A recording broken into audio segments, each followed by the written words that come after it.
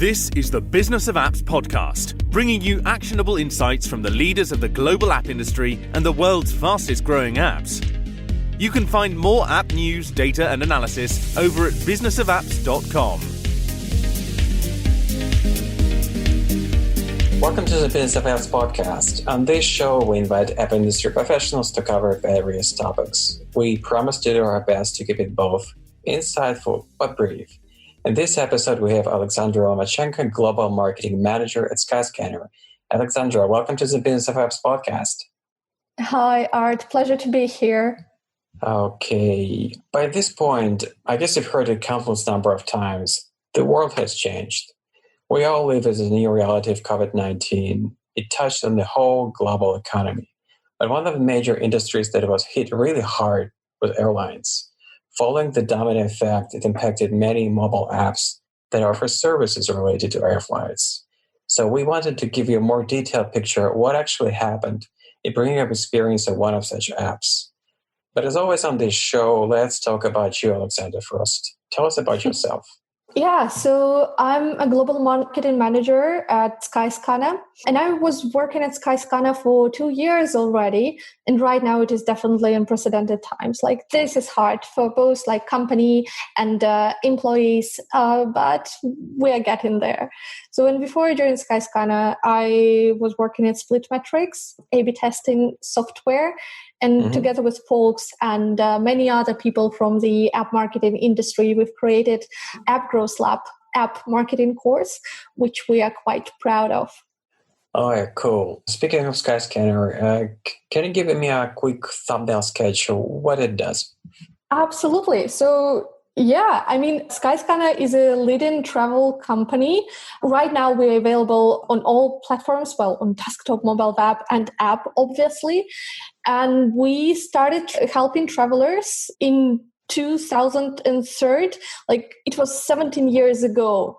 Like, if you imagine this number, it was like I was 11 years old when Gareth founded Skyscanner, and now I'm working here, which is absolutely fascinating. And now, after 17 years, we help more than 100 million people in 52 countries to find the best options for flights, hotels, car hire every month. I'm trying to think, like, what is standing behind this success that Skyscanner was able to go through this very long journey of 17 years and still being the leading travel company in the world.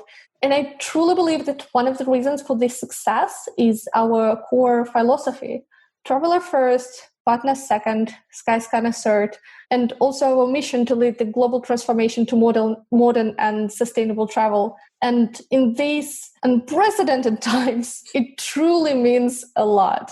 Yeah, so that's actually awesome. 17 years in business. So you guys started pre-mobile era when several inches screen was the best you can get.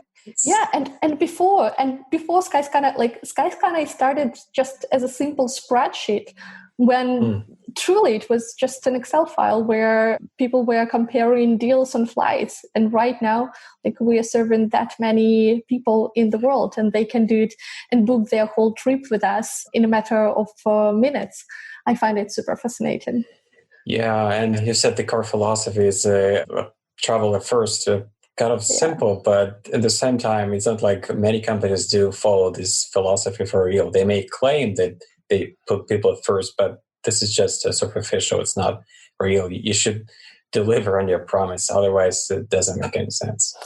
Exactly. And it so means a lot, like, for me as an employee of this company, and for me personally as a traveler as well. I can share my personal experience, something that happened a week ago. And I should have had a trip to Peru in May, and obviously it was cancelled. And I had an internal flight from Lima to Cusco that I booked directly with Skyscanner, through my personal email address. And it was like something £50 return. And well, knowing how hard it is for the company, I decided that I just ignore it and I do not need to claim this refund, like, it's okay. And I was so surprised that Skyscanner's customer support called me a week before this flight, notified me it was cancelled, and asked how I wanted to receive a refund. And none of other providers did it proactively, like ever. And it just hit me. And I started thanking the support manager and mumbling something that, in fact, I also work at Skyscanner. She didn't get it at all, I guess. And she was like, okay. But I was so proud. And I'm still so proud that many travelers received this level of proactive support from us. And this is what makes Skyscanner Skyscanner. Awesome. Actually, it gives me a pretty good segue to my next question. So it's kind of obvious the answer on this question, but still, how exactly COVID-19 changed the airline industry? Do people fly at all? How is it different in different countries? Yeah, that's a good question. And I won't surprise you here. Our data shows that overall search and bookings remain super low starting from April. However, right now we are seeing some very early signs of recovery in domestic travel, particularly in APAC. It's still very early to say that the market is recovering, but we definitely see positive signs, and this is very encouraging. So that's great. And just on the timeline, do you see any significant difference in how people traveled back in March, April, and May? Like you said, people it started to take off in April, but what about March? Was it just stood still, nothing at all? Yeah, so the drop started after lockdown measures were taken around the world. It was last weeks of March. So it started like back then. And right after the lockdown happened, what we're seeing is a peak of, get me home. And people were searching for just flights to get to where they belong. And after that, we saw a rapid decline that basically in a couple of weeks, we went to almost, well, it's not zero, but like significant drop. Significant drop, exactly. Every business does as well as it can understand its customers. As far as my concern, it's kind of common sense, right? So obviously COVID-19 has changed people's behavior and attitude towards traveling in general. How do you measure this change for your business and adapt your strategy accordingly? We do invest a lot to sense changes, to understand how people react. And we do it not only on numbers and, checking on Skyscanner data what's happening, but we talk to people. We are surveying around 6,000 travelers in 90 countries every week to gain this understanding of perceived domestic and global risk, whether they are optimistic about traveling, whether they are anxious about traveling.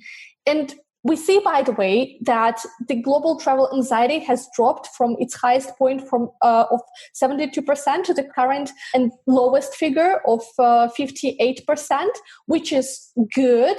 But still, we cannot say that people are feeling okay to travel just now.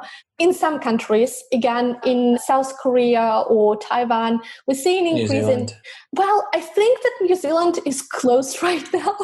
Yeah, I'm not sure about New Zealand. So I see. So to make sure that their success is intact, they're doubling down on locking down for sure. So they're not accepting any flights in, right? Yeah, exactly. Which is a shame because it is my favorite country. Oh yeah, New Zealand is awesome. Yeah, I'm waiting for them to open up, and I'm just I'm already, planning my next trip there. Yeah, but right now, what we can do and what our travelers can do, they normally check for domestic travels, especially, for example, in South Korea, Taiwan. For example, in South Korea, the domestic travel volumes, search volumes are more than 4 times higher than the pre-COVID period right now. And in Taiwan, domestic bookings grew 8 times month to month in May, which is fascinating. And in other countries, and that's why I'm saying that in different countries, people react completely differently. In Northern Europe, for example, UK, Netherlands, Germany, we see strong interest in traveling within the region and specifically to Italy and Spain. Or in the United States, for example, people are not that interested in flights, but they're searching more for car hire. Right, yeah, I see. Let's shift the gears a little bit and talk about marketing. can you pinpoint a specific app marketing channel to be the most efficient to reach out people now? And what marketing channel does allow you to reach these folks, but do not annoy them at the same time? That's a very good question. And the answer would be different for Skyscanner and other companies. So for Skyscanner, I would say that over the last 17 years, we've actually proven that, being user first and not business first is like this approach is the only sustainable way of growing. And we are truly traveler first, and we stay true to our belief, whatever happens. And travelers do come back to you after it's all over. And thereby, right now, we do not actively promote and sell travel at the moment, because people feel still anxious about traveling and they feel so insecure about traveling. So we cannot do that. But instead, we are focusing more on listening and providing the best support possible for our travelers. By the way, our user satisfaction team are true heroes, and not only ours, but other teams of our travel providers as well. And well, I will just say it out loud. If you guys have a chance to talk to them in future, if you need to talk to them in future, just start with something very empathetic and open-hearted. Say, thank you for your hard work, because they're truly doing their best right now, and they'd appreciate these warm words a lot. And also, we are trying to use our external comms and platforms to share the latest travel information. And also, our PR and social teams, they're doing a tremendous job to support, encourage, and cheer up travelers. And I mean, they're just trying, we are just trying to be where travelers are right now, when they're searching for answers in news, when they're scrolling social media, when they're trying to find positive vibes in music. So we are openly sharing travel trends. We generate video content. We develop Spotify playlists, and we partner with other brands, not specifically travel brands. Mm-hmm. And this exact interview is, in fact, can be treated as a part of this.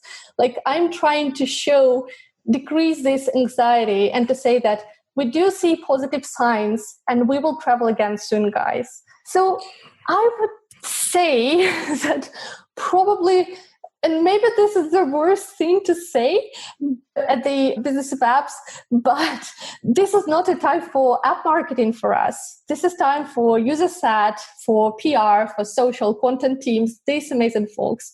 And as of app marketing, I personally, and my team, we're using this time to straighten our app marketing infrastructure, data, tech stack, and processes, and be prepared when the world is ready to travel again.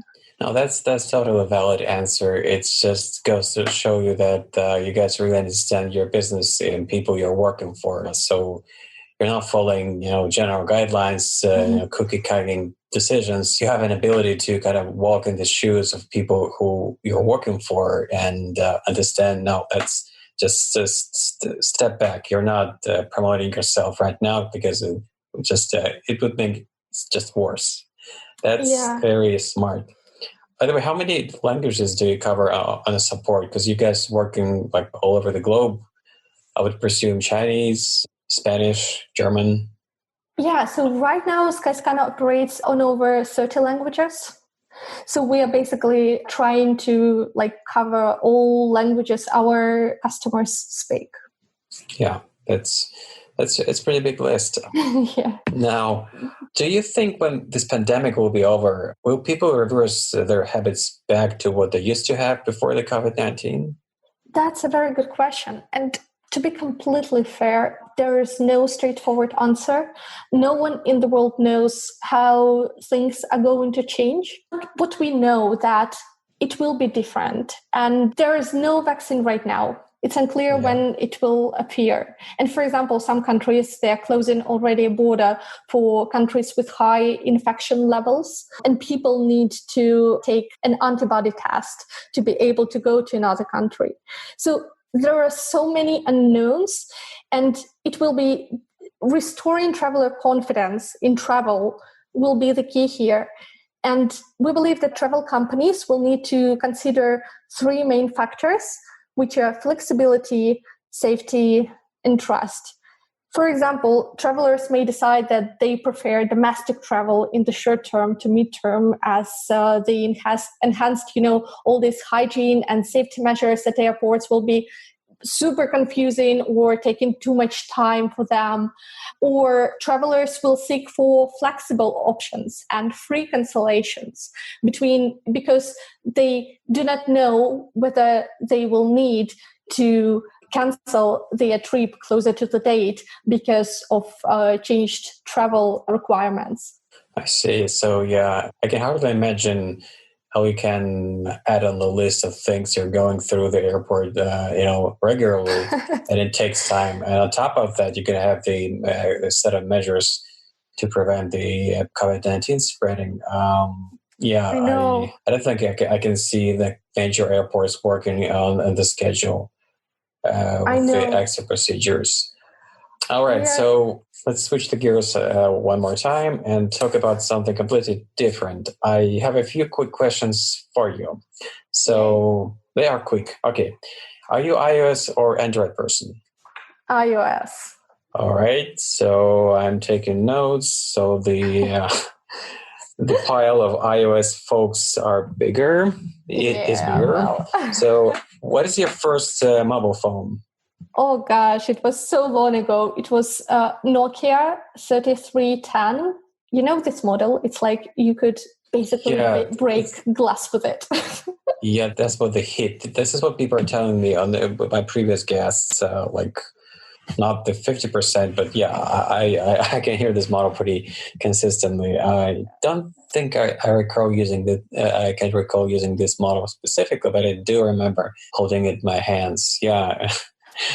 That was legend. Such a shame. Yeah, and such a shame they lost this market. I mean, like, if you imagine, Nokia is one of these companies who actually lost the competition and wasn't able to keep up with changing environment and changing requirements and changing needs of its customers. I find it super fascinating. They're not alone. BlackBerry, Microsoft, it's a long list. What is your favorite app now and why? Skyscanner. No, that was easy. I mean, well, except Skyscanner. Yeah, well, personally, I guess it's Flow, Women Health Tracker. I just love that we can remove taboos from these topics, and I just can, call out Flow just right now. Yeah, and also the Belarusians as well. That's cool. Yeah. The less taboo, the better the society will be better off for sure. Yeah. Okay, the opposite question. What is the most overrated app? Probably there's an app you tried out for a couple times and you thought, no, that's overhyped. It doesn't deliver for me. I mean, there are so many of those. I would say that these are all one-time apps that go off and fade out within months. And we've seen so many of these in the photo and video category. Like there are, I could say there are hundreds of them. All right. So not a specific one, but there's so many of them. It's kind of hard to pinpoint a single one. I mean, I truly believe when you're doing something, you should have some kind of an idea behind it. Or this idea can be as simple as I want to earn money, or I want to find partners, or I want to showcase my technology, or whatever it is. But there are, so many folks who are just like copying work of others. They release it and the app goes off and they, treat their ego for a couple of months. They see their app in top ranks. And after that, it just fades away. And nobody is going to remember about this app in half a year. So I doubt this concept of doing something just to skyrocket. So I guess that's fine for me. I have quite strong feelings about that. All right. What about new app technologies are you most excited about? What are you waiting for? Well, I think that is something that is already available, but not used actively. So I would say it is machine learning. And right now apps, especially like top of the category apps, they have tons of data, and it would be so awesome if we could start using it for, I don't know, developing new features or providing insights or whatever. Like, for example, at Skyscanner, we decided to use the data we have to develop a price prediction feature. And this is cool. I would imagine that other apps, I don't know, Headspace or hard to come up right now with an idea, or I don't know, like Gusto or Airbnb or any other apps. Like, they have so much data. Yeah. Let's just start using it. This is so cool.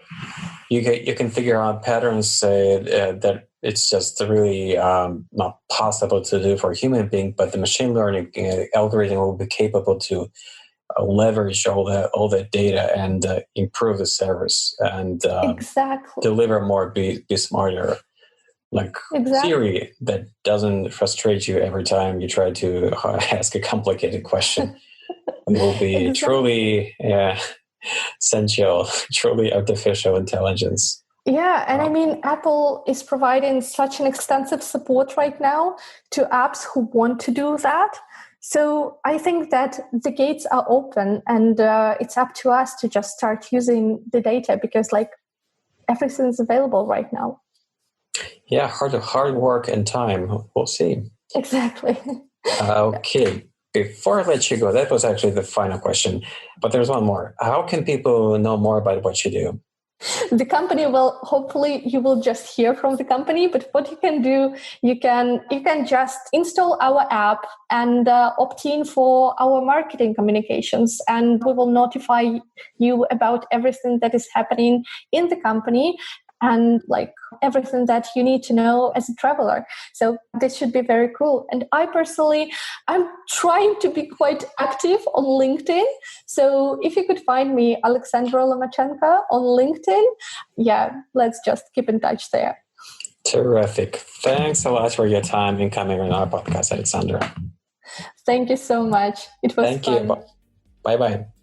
Bye. And that was Alexandra Lamachenka, Global Marketing Manager at Skyscanner. To listen to more episodes, subscribe to our podcast on iTunes, Spotify, and Stitcher. Just search for Business of Apps and you will find us easily. Once you subscribe, you will be able to get new episodes on your smartphone, tablet, or computer as soon as we release them. And please don't forget to leave us a review and comment. It is highly appreciated. And all episodes will also be available on businessofapps.com. See you next week. This is the Business of Apps podcast, bringing you actionable insights from the leaders of the global app industry and the world's fastest growing apps. You can find more app news, data and analysis over at businessofapps.com. Thank you for listening to the Business of Apps podcast. For more, head on over to businessofapps.com.